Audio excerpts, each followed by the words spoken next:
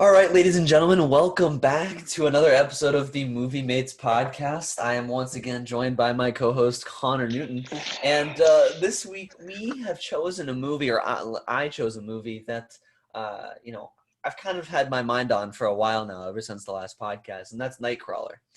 And the reason I chose this movie is I think that Connor and I are going to disagree on how much we like this movie. I don't want to speak for Connor, but I don't think I'm as big a fan of this movie as he is. So I don't know, Connor, if you have any initial thoughts about the movie or not, or just in general before we get into it. First of all, I want to ask, why did you think that I wouldn't agree with you on this movie? I feel like with our last podcast, or... Well, I mean, I think that you thought Drive was better than I thought, right? I don't remember our ratings off the top of my head, but yeah, and it just got me thinking of other movies that I think that we would disagree on, and this was one of them, because the reason I say that is the conventional wisdom surrounding this movie is like, this is a quality movie. Like, I think overall, like, critics and people think this is a really good movie, right? Yeah. I mean, I'm pretty sure. So, I thought that, okay, I think Connor would probably agree with a lot of these, like the general consensus of critics. And I think that... Okay, so you just chose a movie that you don't like as much as other people. Yeah, and I was assuming that, you're probably in the majority in liking this movie. So, okay. That's why I chose it.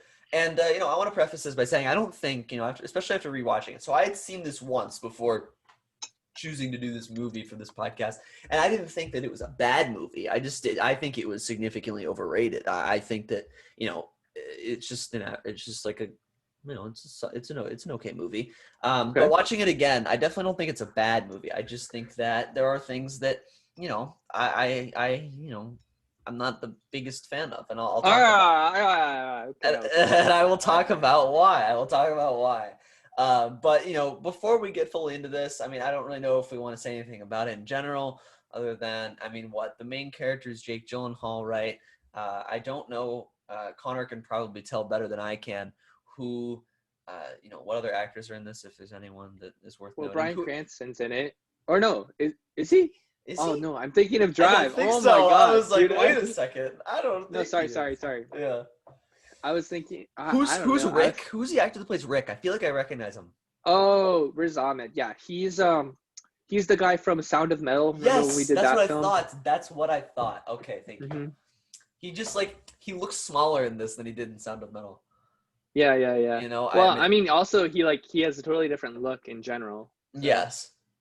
Yeah, but I don't know. He just okay. So, that's where I recognize them from, and I'm sure I've seen him in like a handful of other smaller roles. But that's what I recognize them from. Apparently, he was in Venom as well. He was the villain. He was the CEO, wasn't he? He was the CEO of that company that was like testing it on people, right? I haven't seen Venom, so. Oh, no spoilers! I am sorry. Okay, but I believe he was. I remember him in the movie. He was definitely. And he was also the pilot in Rogue One, the one who gets hit a grenade at the end. Yes, I just rewatched the end of Rogue One recently, so yeah, I remember that as well. What a great movie! But that's besides the point. All right, so. We have a little bit of background on the main actor. Sorry, what else? Renee. Oh, I was just gonna say, and Renee Russo is the TV station manager person. Yeah. She's I've seen her in a bunch of other stuff too. I think her name was Nina, wasn't it? Yeah, Nina. Yeah. Yes. Oh, she's been in stuff for years. I guess she was in the Lethal Weapon series. Really? Oh, is she Thor's mom? I think she's Thor's mom. Oh, you might be right. Dude, she is. There we go. Wow. Well, there we go. Wow, that shows how different this character is. Like, I didn't even recognize her as... I will say, as I watch this movie, I feel like, I like it a little bit more than I did the first time through. And again, I'll talk about why when we go through this. But I don't. Yeah, I'll talk about that.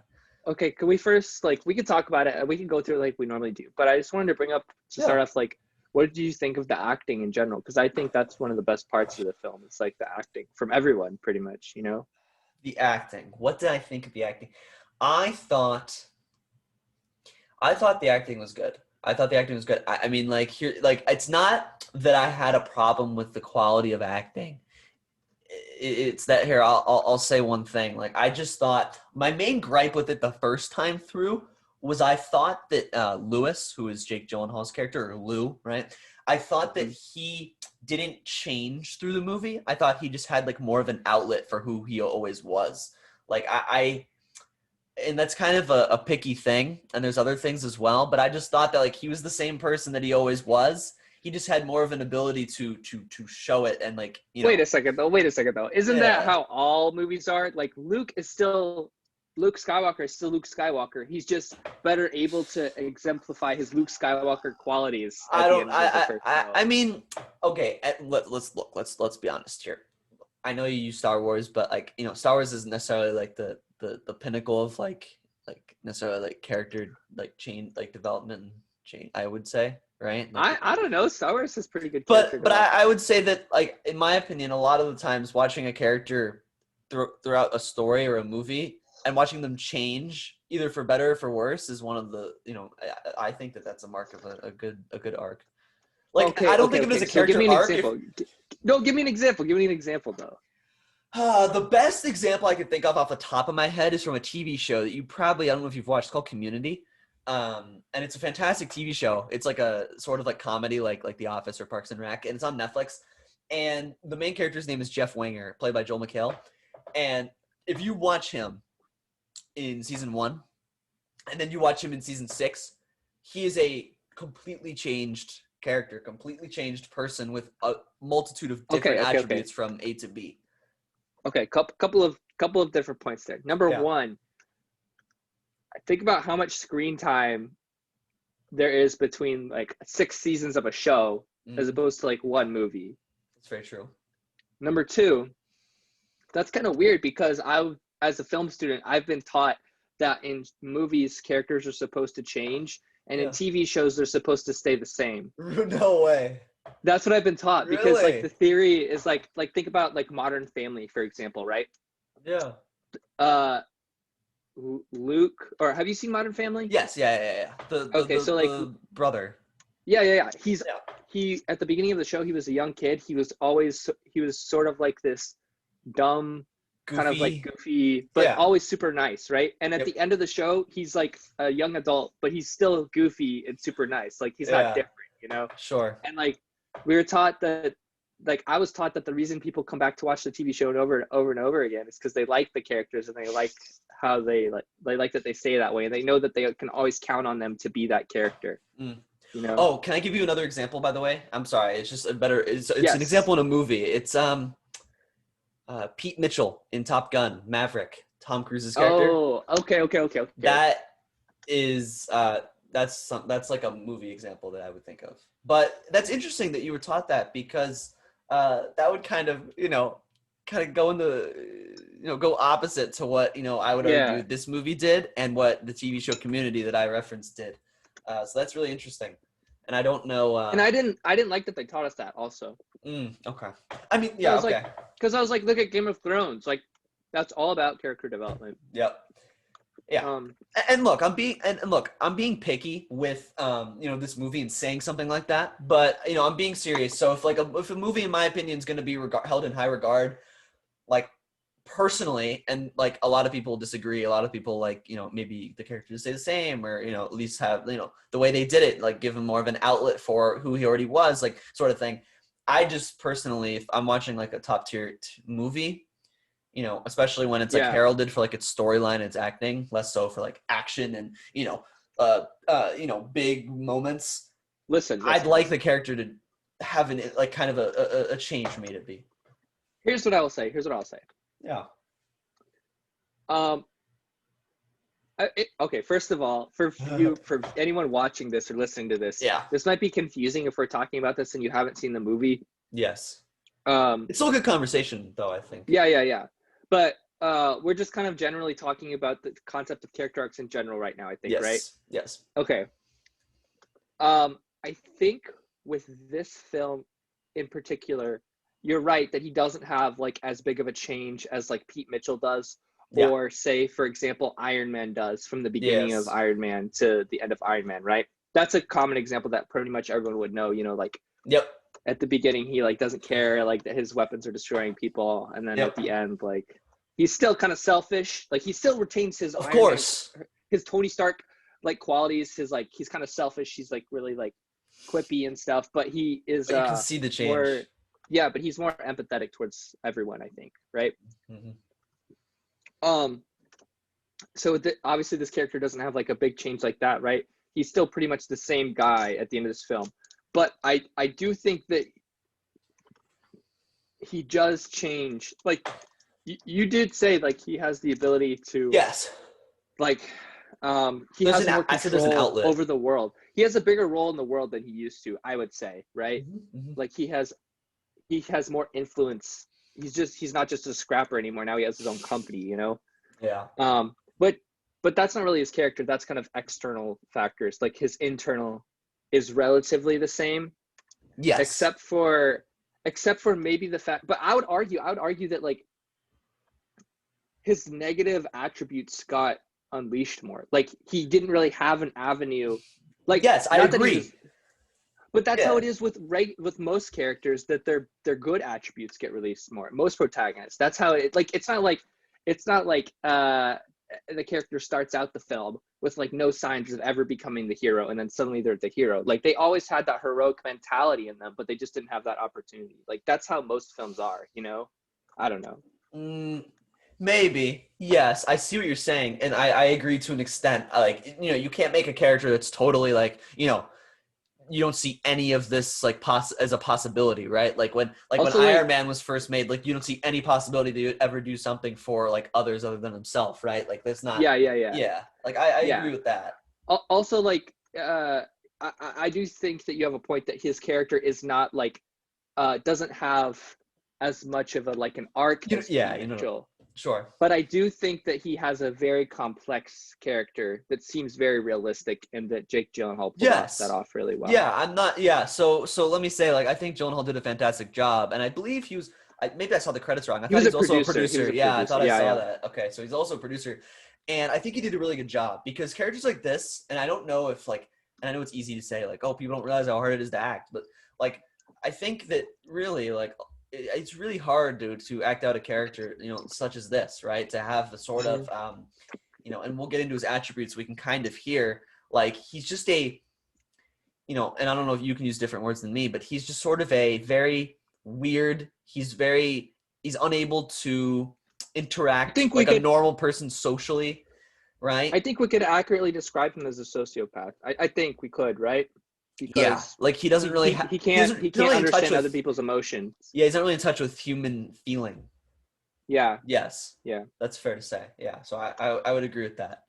But, you know, so he did a great job with that. I just and it's not an easy character to play, and like, you know, there's a lot of different ways you can show that, I suppose. But, you know, I just you know, I just don't think he changed much from the beginning to the end. But that was kind of like what I was saying. Yeah.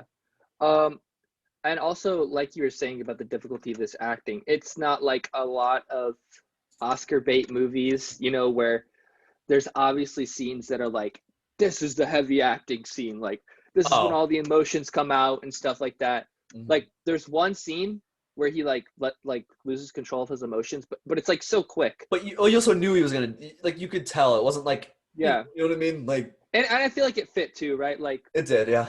Yeah, that scene fit in a good spot. And I like that scene was there, but I also like that you could still feel like all those things bottled up inside him in the other scenes. But it's not like that's in the forefront. But it's like it was just a nice. So that's what I'm saying. Yeah. So you could tell that it was all there, right? You know, in other scenes. It felt like he was really like.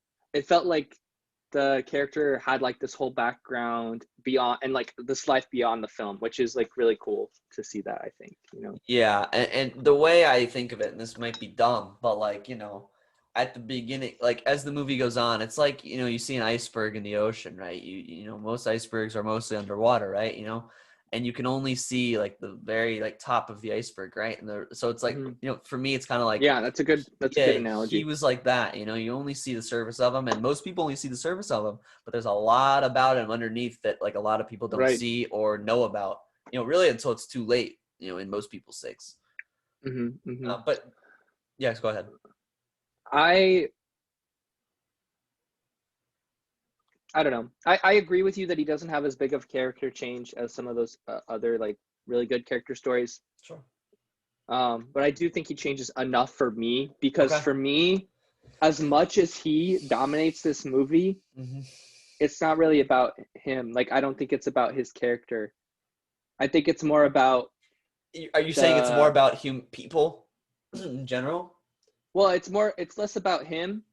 Like, like instead of the story being about a character and wanting you to relate to the character kind of thing, I felt like this movie was like using a character to help you relate more to the story and like see the story, because I felt like it was more about like telling a story about how horrible this side of the media could be. You know what I mean? Yeah, and I'll tell you, I thought this was more about how self-serving people can be in general, and how people do anything to get ahead. People do anything for themselves or their company or their job, right? But it was interesting because he wasn't motivated by money, was he? He was motivated. No, but he was motivated by arguably power, is what I would argue. Yes. Right? I think you're right. Because he mentioned, he mentions in the movie, I want to be the guy who owns the camera. I want to be the guy that owns the newsroom. Yeah, he does. So I would say that he was motivated by power. And that's a motivation for a lot of people, not just sociopaths. See, so I think that that's true. A lot of people are driven by self-interest. And I think that's what most people are. Yeah. Yes. And I think that by like telling a story through this lens of like through like news, yeah, and like people actually dying, and like this is like the most horrible stuff that like a regular person would ever see. Yep. That the subject matter that they're dealing with. And I think obviously it's an extreme lens. Like, not everybody working for their own self-interest is not going to be like. And that's the point, though. Moving bodies in the street. But yeah, the point is, like, to show like how perspective, like, just give a perspective. I think, right? Yeah, so I don't know. In my opinion, what it's doing is it's doing this to an extreme, right? Through a sociopath that we kind of agreed, and a very extreme in terms of dead people. He's like at a crime scene right after people get killed, or they're not even killed and they're still alive, and he's just using them as set pieces. They use an extreme outlet to show a reflection of how a lot of people are in their jobs or their lives, right? So, a person working, I don't know.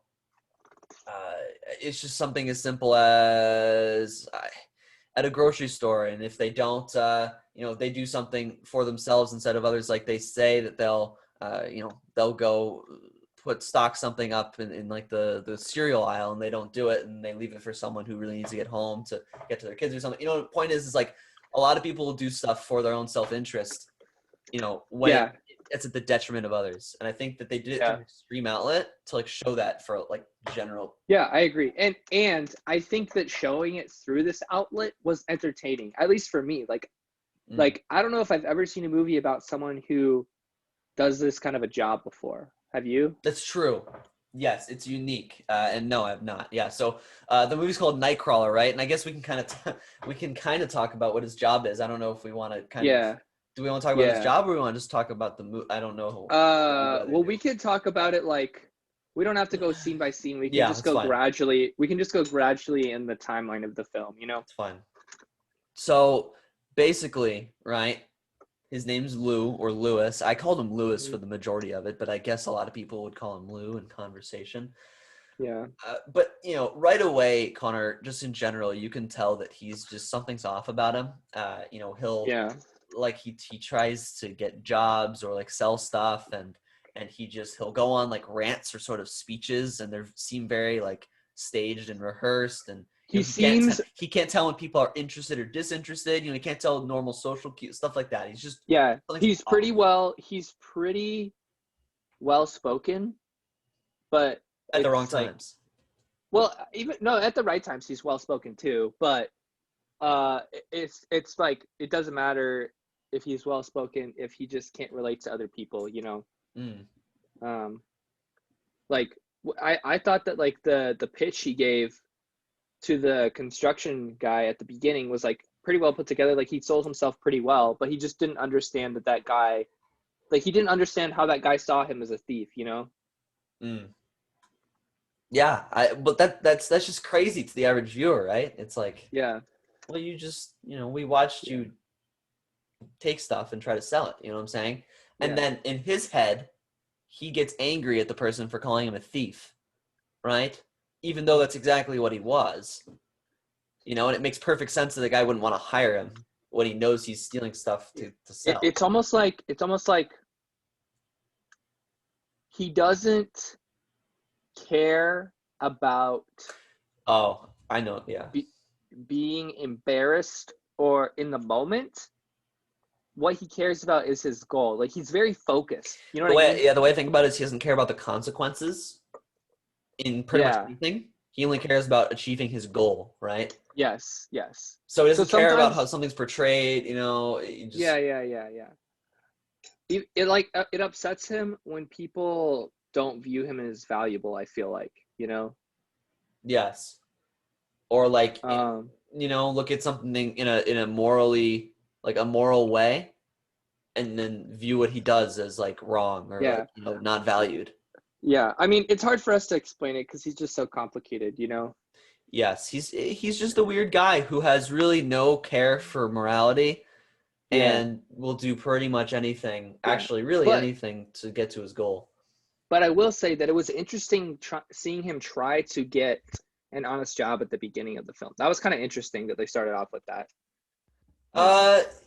Yeah, I thought that was interesting. It was just funny, because like you say honest job and still like, the guy's like called him a thief because he stole stuff to initially get paid to, bring him stuff, right? Like pot manhole covers and I think it was copper and fencing. But I mean, he was like, he wanted to get hired there so he would stop having to be a thief though, I don't know. Yes, that is true. And, so it was interesting, I guess, seeing him try to do so. I mean, I don't think he actually wanted to do it. I think he just knew he had to try to, do something, right? Like, I don't think he really wanted to work there, but, he just kind of did it anyway.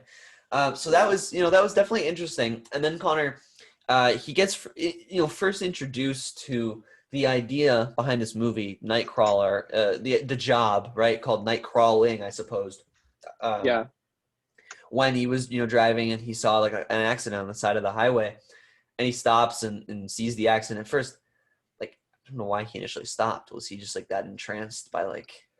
I guess so. I mean, maybe that's another sign as to like his sociopathic nature. Is like he sees a car burning with a person inside of it. He's like, oh, let me stop. Yeah, and he sees a reporter come up behind him and then go film it. Pretty close up to the scene while the scene's going on. You know what I'm saying? Yeah. And it ended up being a guy named Joe and like his partner, who were just, their job was Nightcrawler. Oh, yeah. I forgot that guy was in it, too. Or was that not Joe at first? Maybe that wasn't Joe at first. No, it was. It was. That was Joe. But his real name, what is it? Oh, in real life?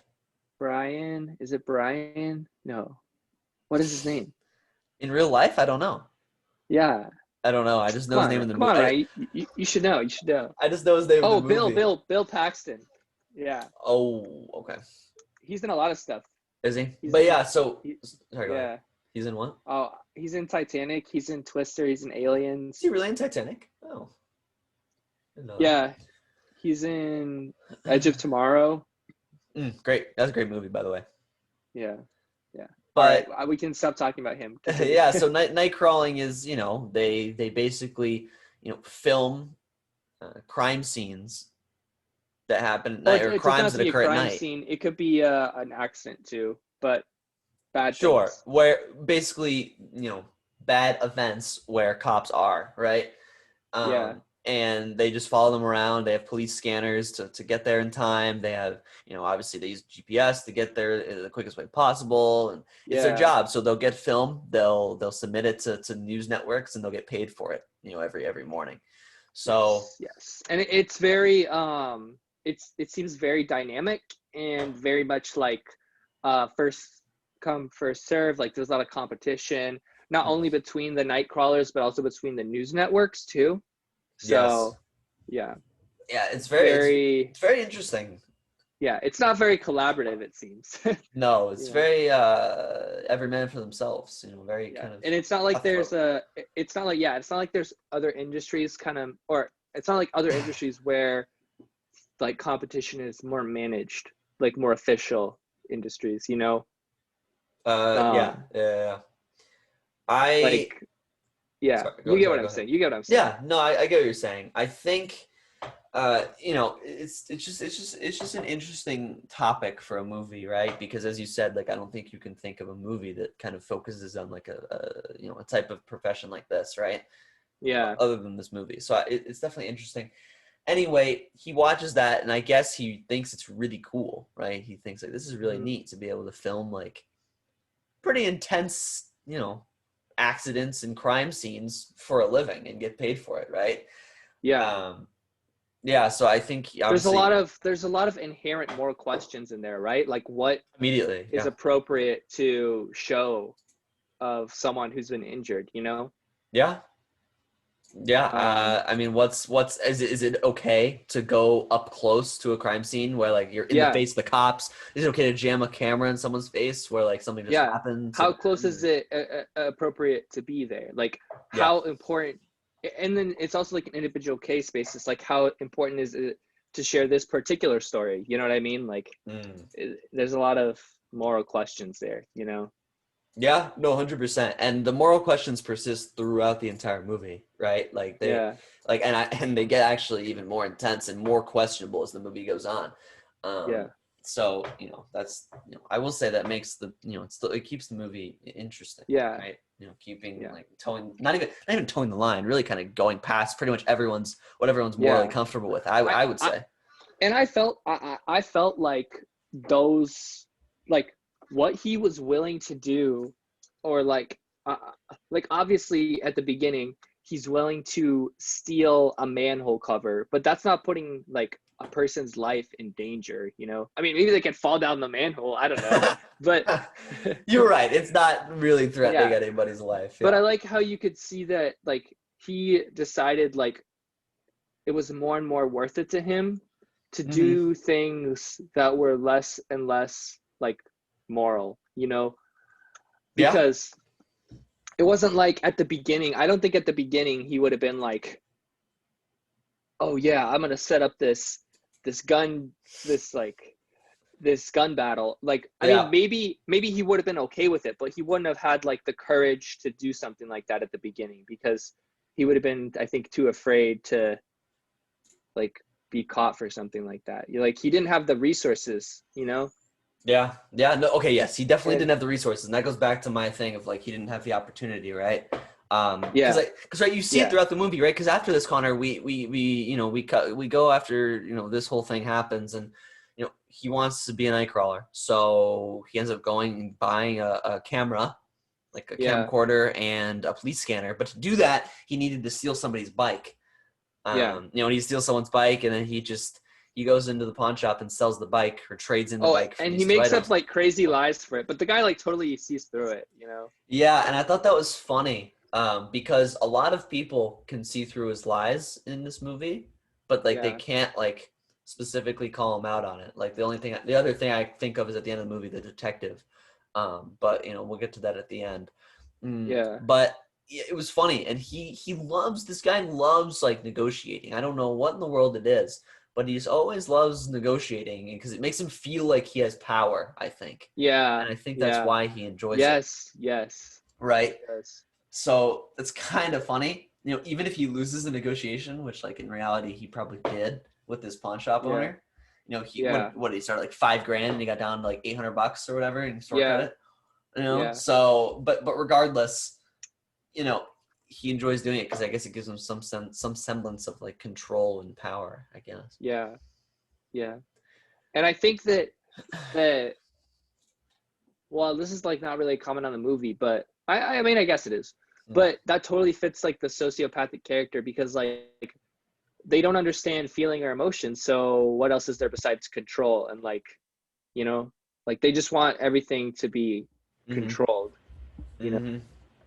No, very true. And it is just it's interesting. And I was just kind of gonna move to like how he first starts out as a Yeah, go Nightcrawler ahead. Go ahead. Go ahead. because it was really interesting. Like, right, he goes to a bunch of different crime scenes, and he goes to pretty lame crime scenes. Right, he goes to I think someone getting in trouble for a DUI. I think I forget what the other one was, but it was some pretty trivial thing.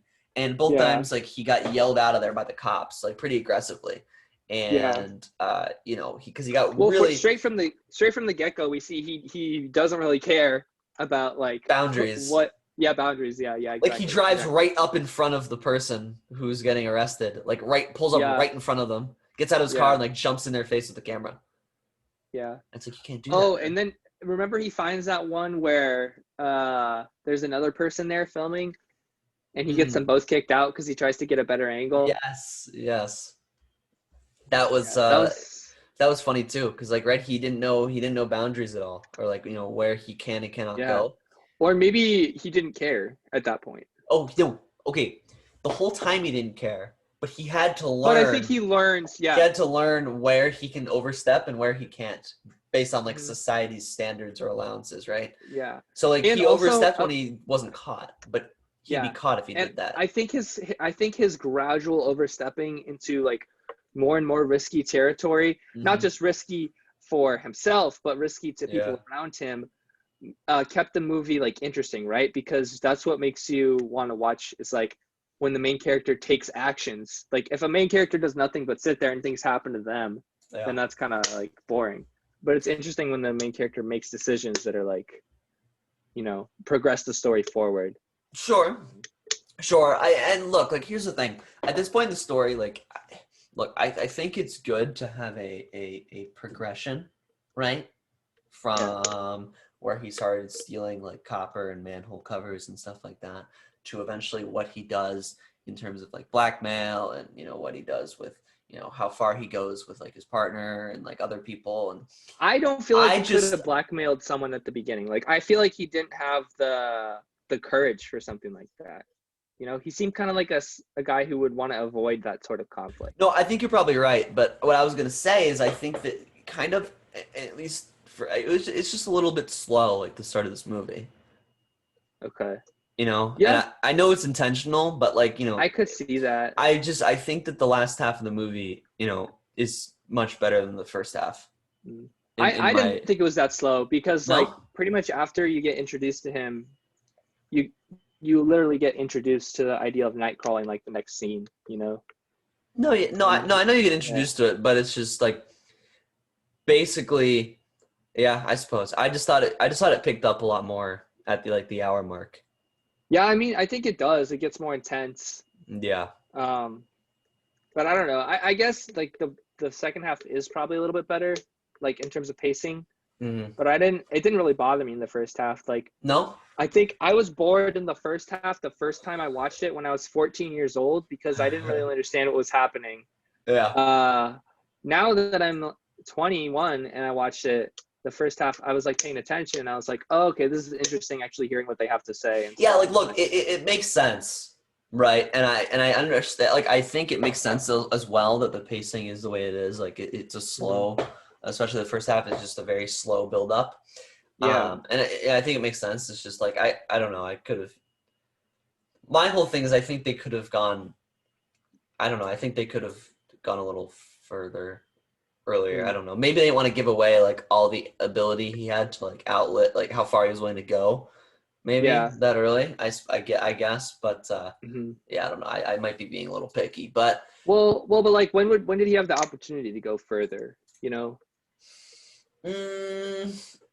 I mean, I think that's kind of the point. Like, they didn't show that he didn't they didn't give him any opportunity in the movie, but like maybe he could have found opportunity. Like the screenwriters didn't give him opportunity? Yeah. Like every event he was in, right, in the first half of the movie, like there wasn't really any ability to go much further, I would say. Yeah, well, I don't think he had any desire to go much further, because he was reaching his goal at that point. He was doing fine, and he was really happy with his progress. Like, remember, like when he like starts cataloging all his like, all his like features, I guess. I don't know. Oh, yeah, On his yeah. laptop. And Mm. like I feel like each one of those for him is like a success. He's like, yes, I'm building money for my company. I'm like, I'm gonna get a new car. Like, Yeah. I don't know. I feel like he didn't have any like motivation to go any further. Yeah, I would say, I mean, look, again, I'm being pretty picky here, but like, maybe in the beginning of the movie when, the whole thing at the start when he tried to get the internship and everything, like, that's the only real opportunity I saw or I could think of in the first half where like he could have gone further. Like he could have, you know, been more intense with the guy when he More rejected him. intense. Yeah, like he just kind of, I don't think after that point there was really a moment where he let someone have more power over him in I a mean, negotiation. that guy was pretty intense with him. Like, I think he I knew know, that that's what guy I'm wasn't saying. gonna Like hide. that's what I'm saying. I think he could have like he didn't let someone over and like match his intensity or be his intensity in like a sort Yeah, of but I don't think he passed up an opportunity there. Like, I think he realized there's no way that guy's gonna hire him. So like, there's nothing more he could have done. You know? Yeah, maybe. I guess if you're thinking from a straight practical perspective, I think that maybe he like you don't think Well, he was I don't think angry. I was probably anybody. very angry at that.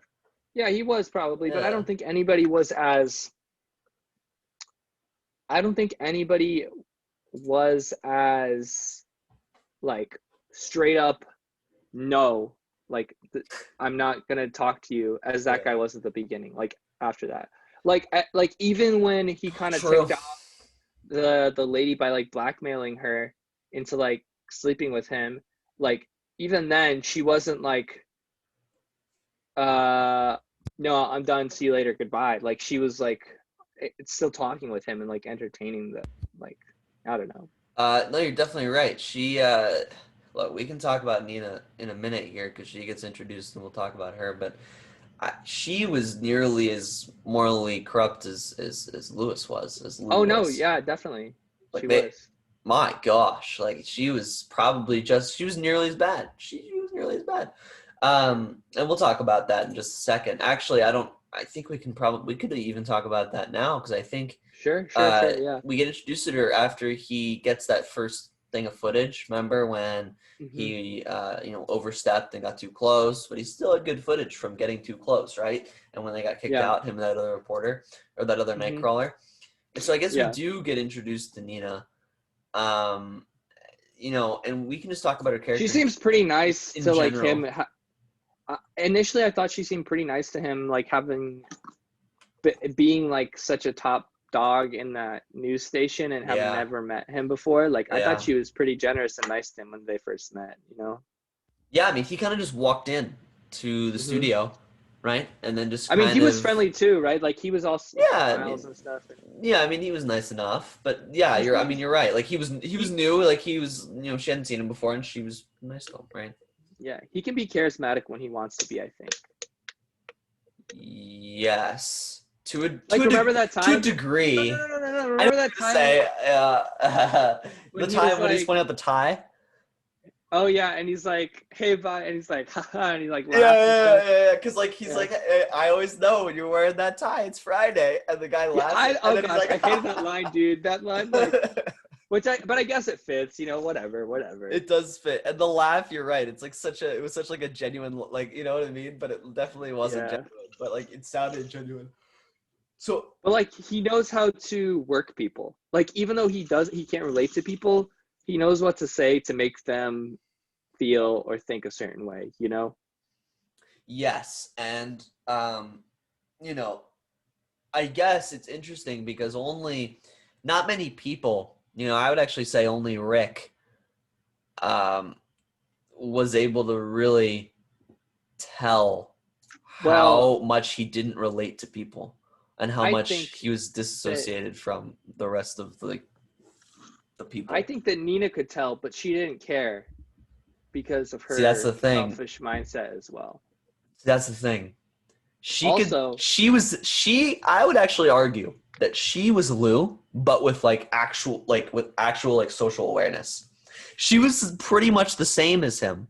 The only yeah, difference was she was much more socially aware. She wasn't as awkward as he is at times, like she was able to always put on that sort of show, or know what to say and what not to say when, and when just everything, facial expressions, everything.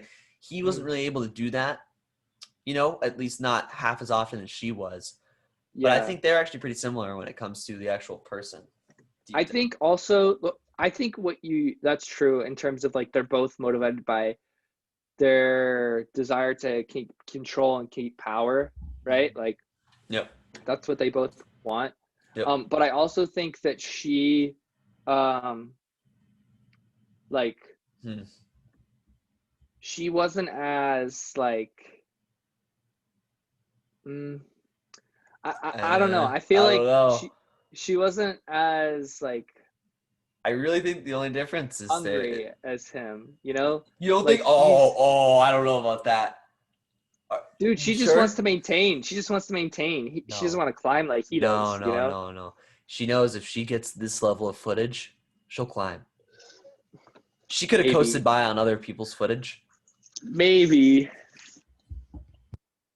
Yeah, I think that she had that same hunger, and he exploited that. He knew that.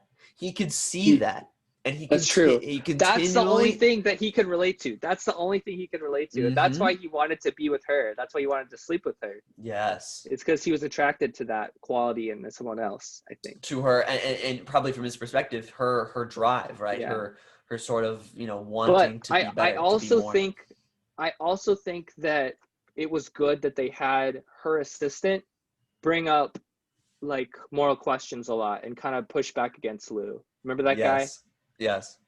I think that was good because like that's how not everyone, like a lot of people would be like, oh, it's totally fine, like this is what my boss says, or like, and most of them are fine, right? All the workers, they never questioned it, right? But I think there are a lot of people who would like, especially if you're like literally directly her assistant, and especially internally, someone, who might be like asking questions like, hey, like, are you sure this is what you want to do? So I thought that was good that they had that perspective in there too. Go ahead, sorry. Oh, I was going to say, and I think he might be the third person, kind of debatable, who kind of understood like how manipulative Lou was, and like. Yeah, because his boss was the same way.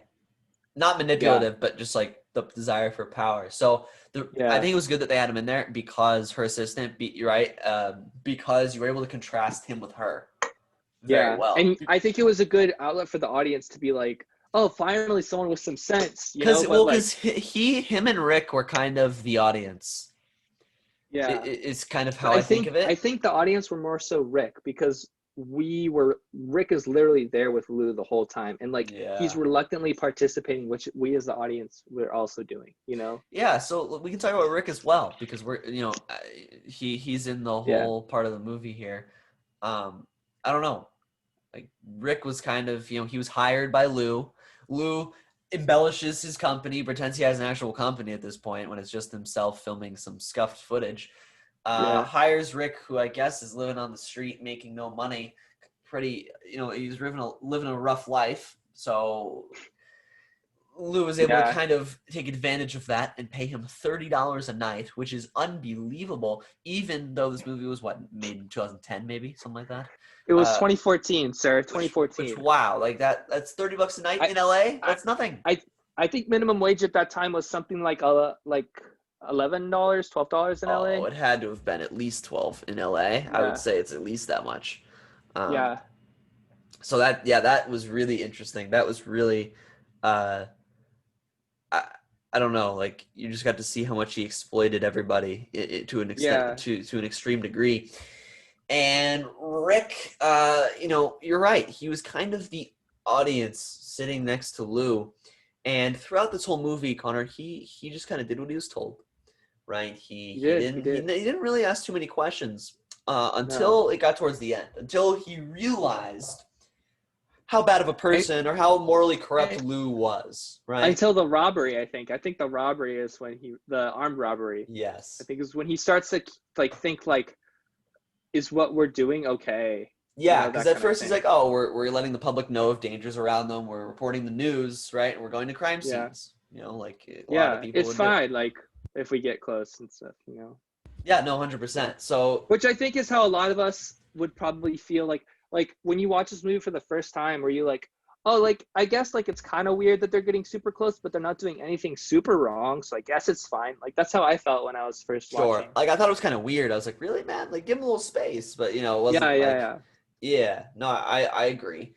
But it was really interesting because, you know, Rick realizes something like Lou just isn't, he's just not a good person. Yeah. And it gets to a breaking point, right? When Lou was talking to him about, hey, I'll give you a raise. What do you want?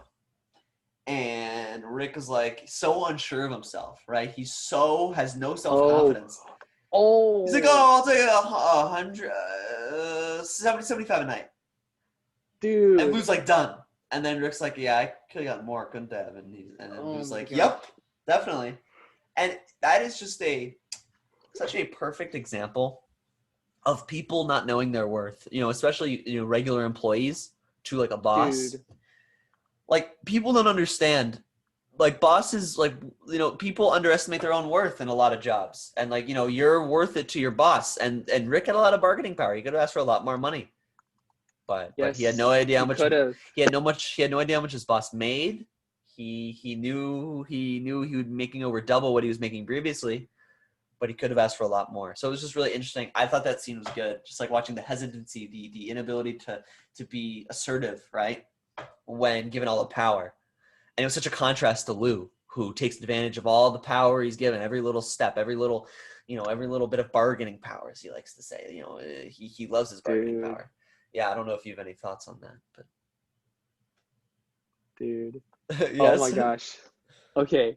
That brings up a great point, Yeah. which I think this is like, okay. When you good because that conversation about the vase comes up because they're talking about I have the script pulled up right now. Oh, And nice. they pull over and then Lou asks like or Lou says one of the people in the house last night was alive. I Mm. cut that part out. I also cut out the men leaving in their car. I have a name and an address. We're gonna drive there and find the person who drove that car. And then Rick says, "You know who killed those people?" And then Lou says, "Yes." And Rick's like, "You got to call the cops." And Lou's Yeah. like, "We will at the right time. I'm offering you a real opportunity, Rick." And then Oh gosh. Rick's like, "To do what?" Like, and then instead of answering him, Lou goes on to say, "I don't usually share my business plan with you, but a moment has arrived that could allow the company to make enough money to expand to the next level. We could call this the critical moment. I'm inviting you, Rick, to be a part of this opportunity." And then he's like, "You've been asking a lot about your performance review." And then he goes on to tell him he can ask for a raise. But Yeah. he totally does that just to avoid telling Rick what they're gonna do. Yeah, of course. You know? Like, and that just made me so frustrated. I was like, Rick, like, you just forgot about the whole incident just because he brought up money. Like, oh my God. I was so frustrated at that point. Yeah. And then so they follow this group around who, you know, I'll explain this real quick. It's two guys who had just done an armed robbery on a really wealthy family, and Lou had just gone inside the house before the cops got there and after they had just left and filmed the whole thing and gotten great footage of dead people or dying we can people. go over that scene real quick if you want, or like Yeah. wrap up like what happened in the past few scenes. Sure. Yeah. We can just talk about this because it's an important scene. So yeah, we can talk about Yeah. it. So basically, like, here's where we really see Lou kind of, you know, really lose any sort of redeemable moral compass or ability. Yeah. Before that, the only bad things I think he had done were move that body where the person was still alive, Which is bad, but that was really bad. But like, I mean, also, I wrote there, how did he walk past the cops? I don't think there were cops there yet. There were. He does it. He gets the footage, and the cops show up, and he's walking away. Oh, maybe they're like from the crash. Well, maybe was it cops or was it just paramedics? Because it might have just been the paramedics. I'm 99% sure it was cops, but either way, the paramedics would still ask him questions, I would think. Yeah, I'm sure they would, but maybe they were just so concerned with the person, like they just probably that's the assumption. You know? Yeah. I agree that it was kind of so suspect that like there were a couple times where it's like the cops just let them like also when they when they're robbery. driving out of the when they're driving out in their nice car after the robbery has been reported and they didn't I was like, really? Like, okay.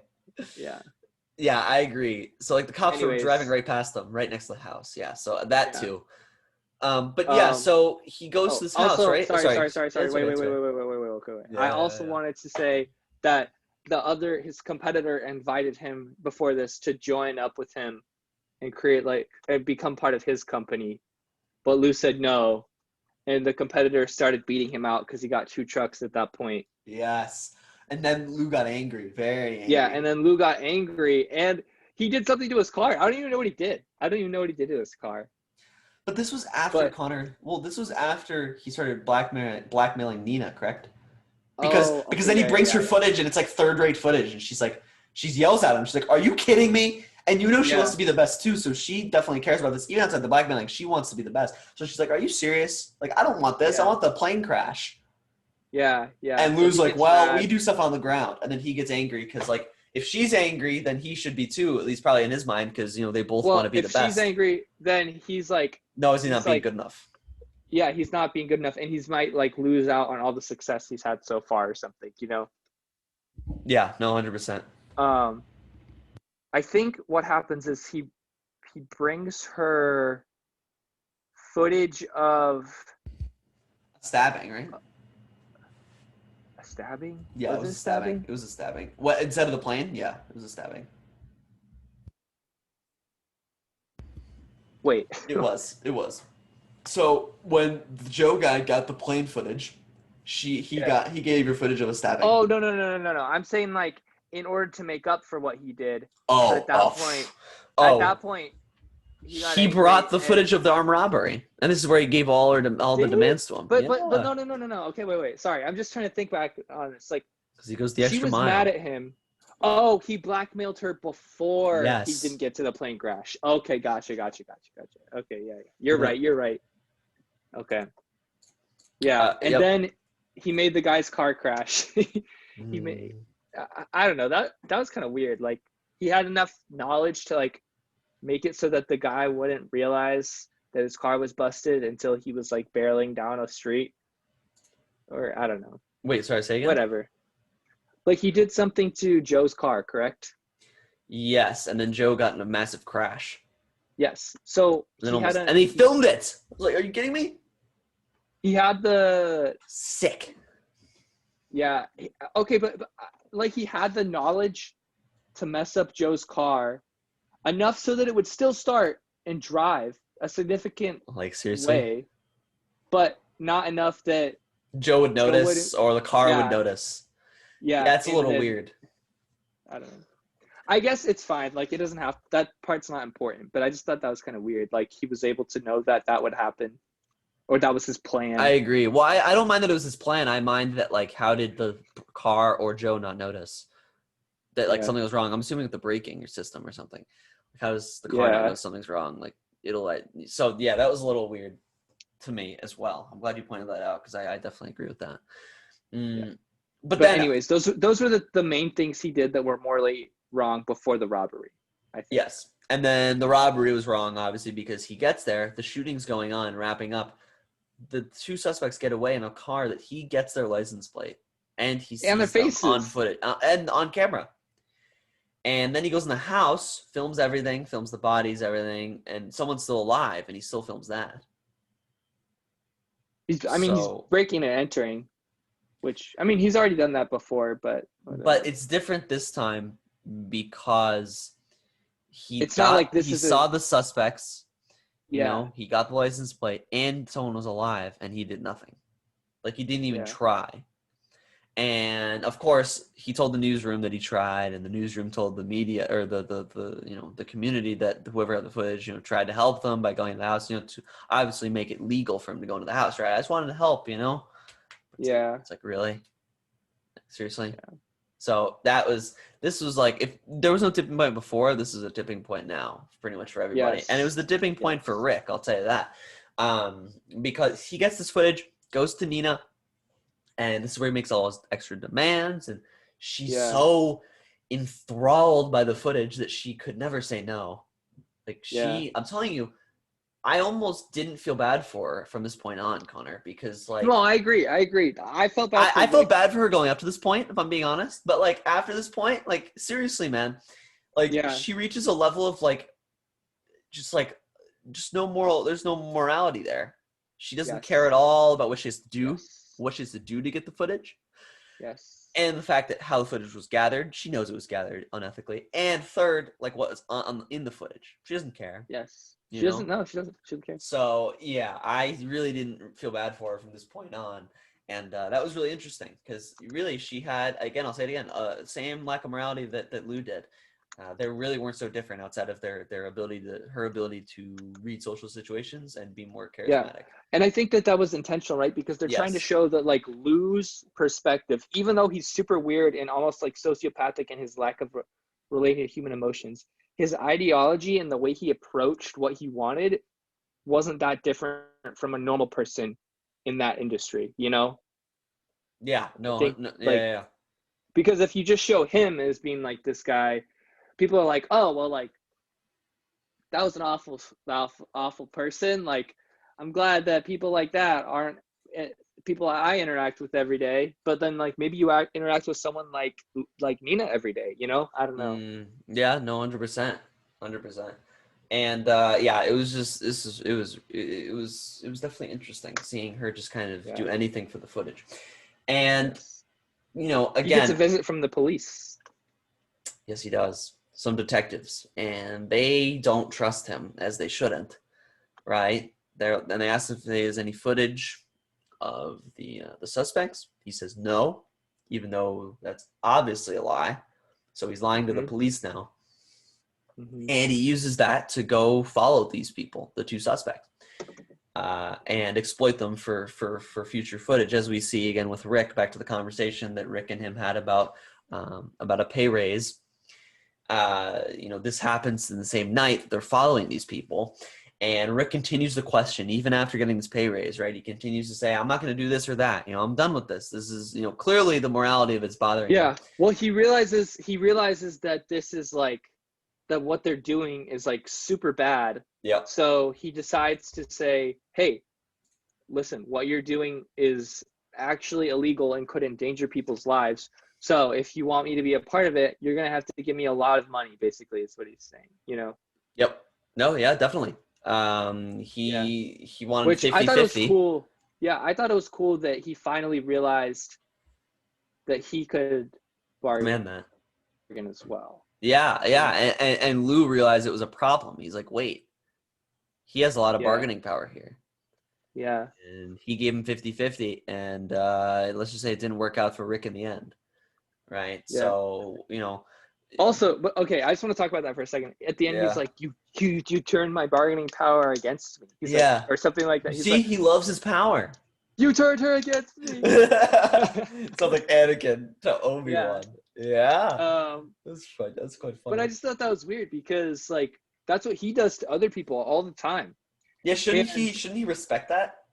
Yeah, and also, like, his reasoning for like not wanting Rick around anymore is like he could like Rick could take advantage of me now that he knows all the illicit stuff I'm up to, right?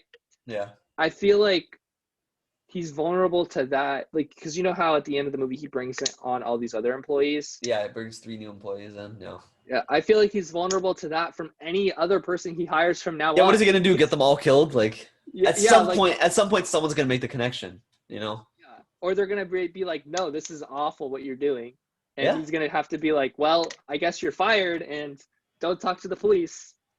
You know, or he's gonna have to kill him. You know, that's what I'm saying. So yeah, that is kind of weird. It's like it's not a sustainable business model. That's all. No, definitely not. And you know, I would think that he would be more impressed by Rick and be proud of him. Yes, but also he only cares about himself, right? Yeah, he's so self-centered that I think he's more like cares about jealous that Rick was able to do that or something. You know.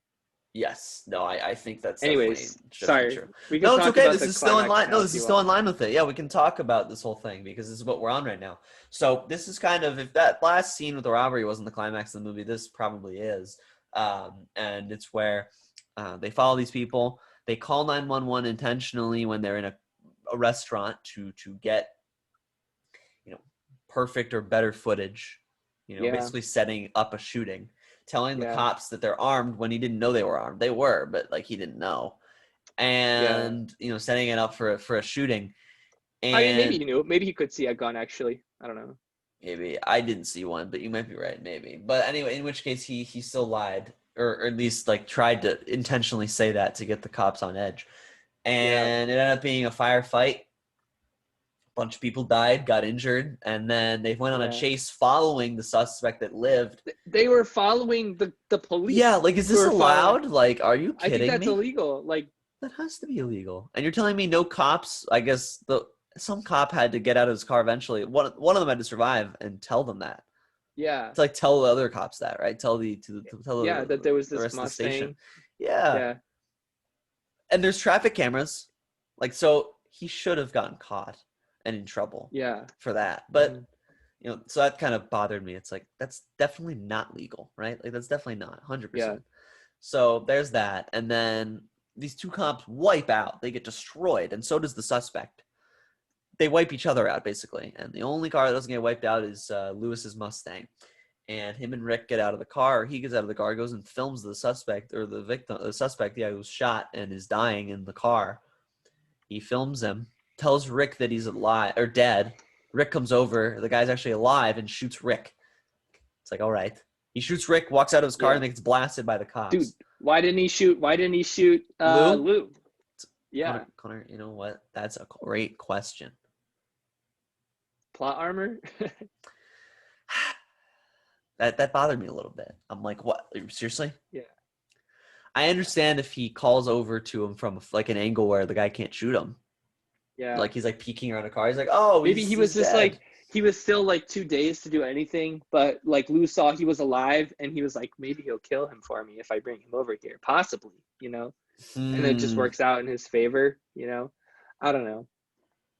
Yeah. It's just like, and then it's like convenient that as soon as Rick dies, the cops show up, so then the robber has to turn his attention to the cops instead. Yeah. So, I mean, he films his partner's death and uses it in his footage. Yeah. It's unbelievable. And it was just that was sad. That was too bad, and Rick just he dies knowing how terrible of a person he was, and there was nothing he could do about it. Yep. It was terrible.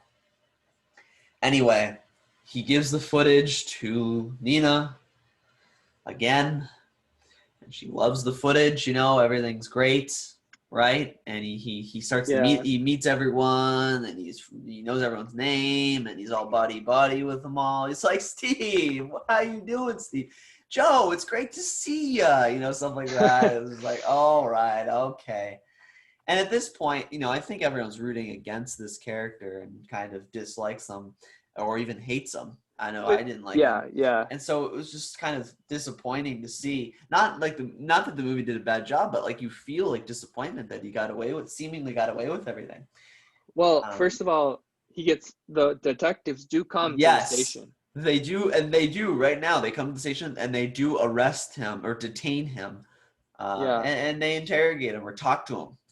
Yeah. And I'll give credit to the detective, Connor. She had him all figured out. She knew exactly what he did. She literally said everything that happened.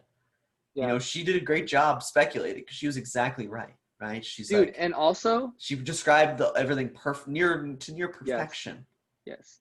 The one thing is that they didn't get him for like tailing the cop, which I'm pretty sure she would have figured out that he did. That's what I'm saying. That was weird. Yeah, I like that you pointed that out because that was. I think that's weird. The one thing they could have charged him for. I don't know what else they could have proved that he did, but I think that they definitely could have proved he did that. Yeah, I don't know if they could have proved it, but they could have piled charges onto it. Like they could have done like speeding, reckless driving, and they could have done like messing like.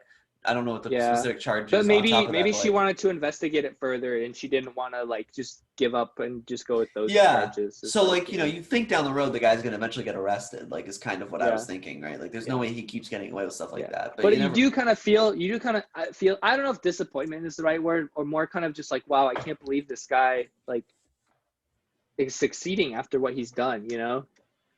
Yeah, and I think that it's good because, and I might be extrapolating the message out a little too far, but it's kind of like, to me, the movie's kind of saying, look, like a lot of people in lines of work, do things that are morally questionable and get away with them.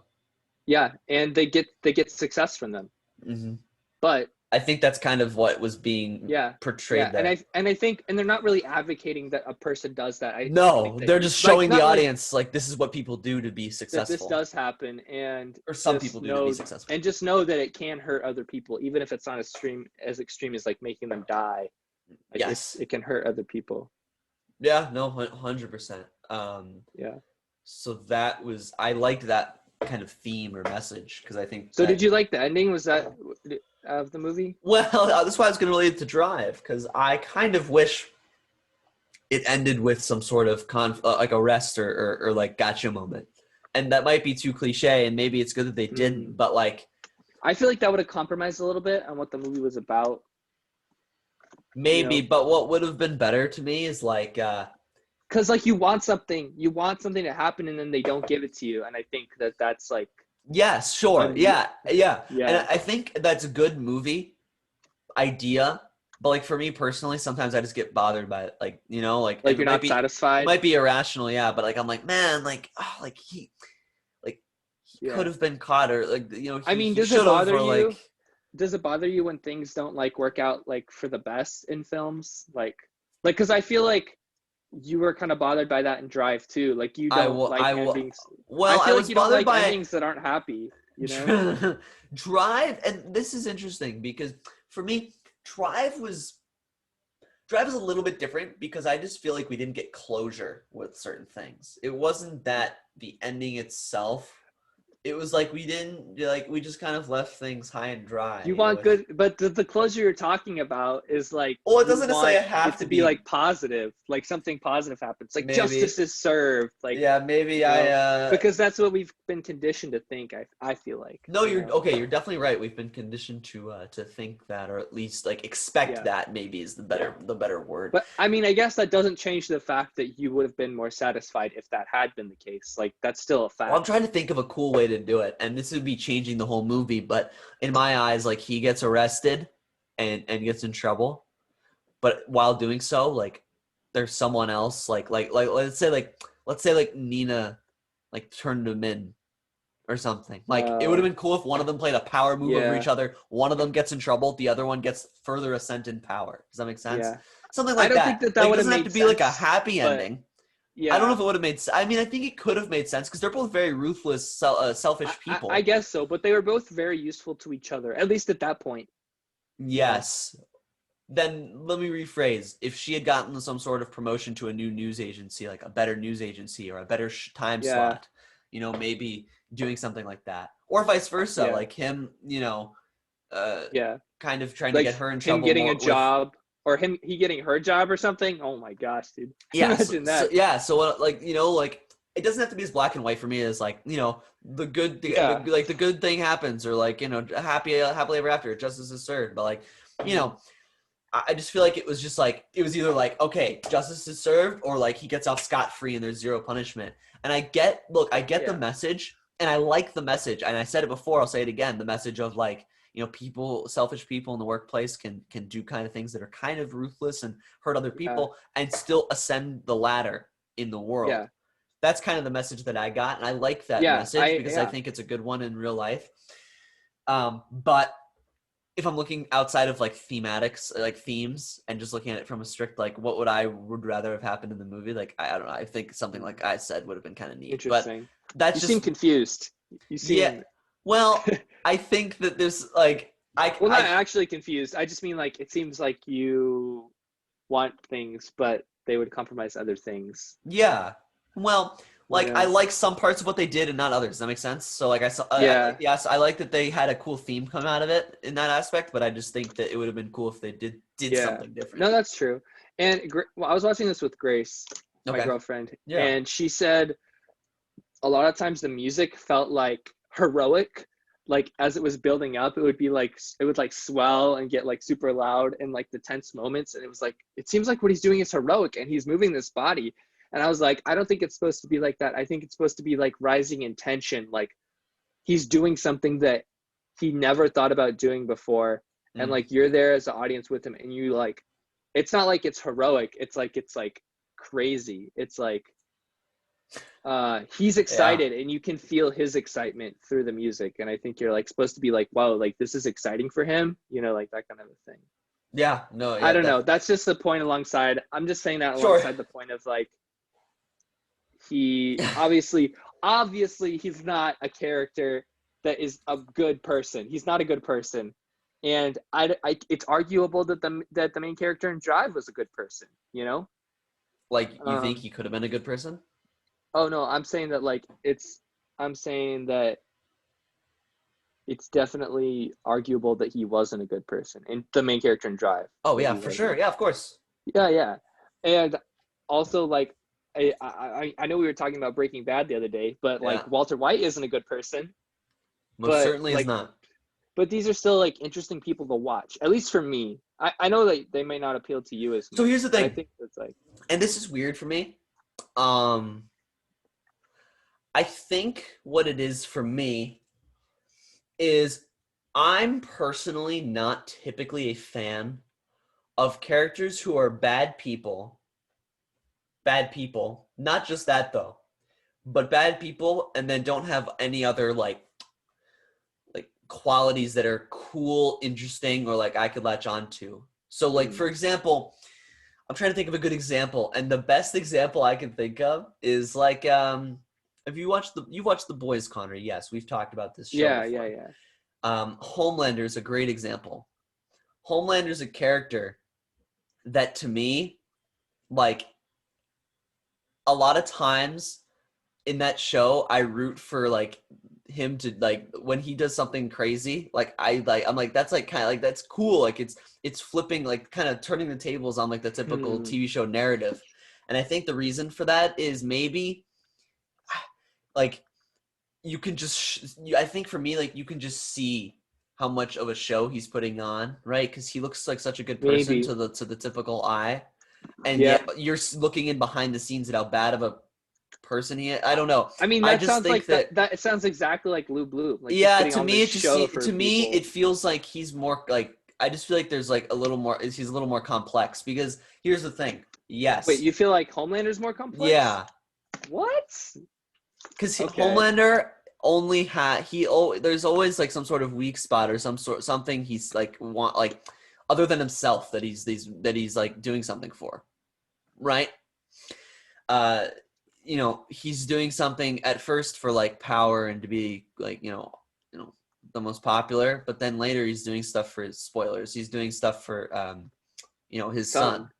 And, you know, there's some element of empathy that you can feel for a character like that, even to a small degree in some aspect of their life. For Lou, like, there's no element of empathy you can feel in pretty much any aspect of his life. I don't know. I kind of was empathetic in the fact that he's finding success, and in the fact that he's finding success, and it seems like he's never found success before. Like when he first starts filming and they buy his product, and I'm like, oh, okay, nice. The protagonist, like, is actually getting somewhere. I might agree with you if he hadn't off the bat, or you already see like he's willing to do or he's just like stealing stuff to like. Yeah, but it doesn't seem like he's stealing stuff just to steal stuff. Like he's not doing it because like, oh, like I'm gonna make things awful for these people. But he's stealing stuff for his only for his personal gain, like explicitly. Okay, but like it's not like he's just trying to make extra money because haha I want money. It's because he doesn't have It's because he doesn't have a job. He doesn't have money, dude. He needs money to survive. Yeah. I don't know. Like what he's doing, like. But you understand like what I'm saying, and it took me a second to get there. But my point is that like I feel like there's some empathy also in like his weirdness. Like you're like, oh dang, like he can't get like along with anyone. Like I just want something to go right. I just want something to go right. No way, no way. Did you feel that for him? At the beginning, yeah, because then that's what makes it so impactful that he makes all those wrong decisions later, is because you're like, oh no, he's gone off the deep end. Like, I never thought he could go. I never thought he could go this far. I was rooting for him, but now I'm not rooting for him. What does that do to, like, if this person does this and I was rooting for them, what does that say about me? You know? See, but that's the point for me though, is like when I say that I didn't think he changed from point A to point B from beginning to end, I say that I don't think I saw. I could have seen him at the beginning of the movie. I could have seen him doing what he did at the end, like pretty quickly in the beginning. Maybe that's just me looking back in retrospect. But that's retrospect, right? Like when you're Yes. watching it, if you, in the moment you might not be like, oh, I will say this guy could sacrifice his coworker. In the moment, I will say, at the very least, in the moment, I knew, and I'm sure most people did, but like I definitely knew that like he lacked some like empathy and something was wrong. Like he was just a weird. You knew he was morally questionable, but you didn't know that he was such a bad person. Like you didn't think that he could do the things that he did. I knew he was morally questionable. I didn't know he had none. I didn't know he had no morals. Yeah. Because remember the last line of the movie is very telling. He tells his employees, "I will not ask you to do anything that I would not be willing to do myself." And that's how it is. Yes. Like, okay, it's like, all right, well, like he's not lying, like he's no, definitely telling that's the truth. True. And that was a funny moment. Yes, I enjoyed that. But also, I mean, like I think that the driver from Drive is pretty empathetic too. Am I right? Like the driver from Drive is more empathetic. Sorry, I can empathize more with him as an audience person in the audience because I thought, at least for a long time, and I think still at the end, even when he's driving away, what he was I think he was doing something for the girl. I forget her name, but yes. So you just can't relate to people when they're only, or you don't like it when the character is both more so and only motivated by. That's why I think that Drive was a little better. But like I mentioned before, this isn't really about the character of Lou Bloom. This is more about the message and like the world of news, media, capitalism. That's why I like the movie more the second time through. Okay. Because, you know, going through, because I watched it with friends, and watching it by yourself, you are typically more able to pick up details. You know? Attention to small detail, right? And what I realized is the themes that I pointed out, that we both pointed out, right? About like, you know, how a lot of people are like just selfishness in your job, in your workplace, and how a lot of people are ruthless and will do almost anything to get themselves ahead in life and in their job.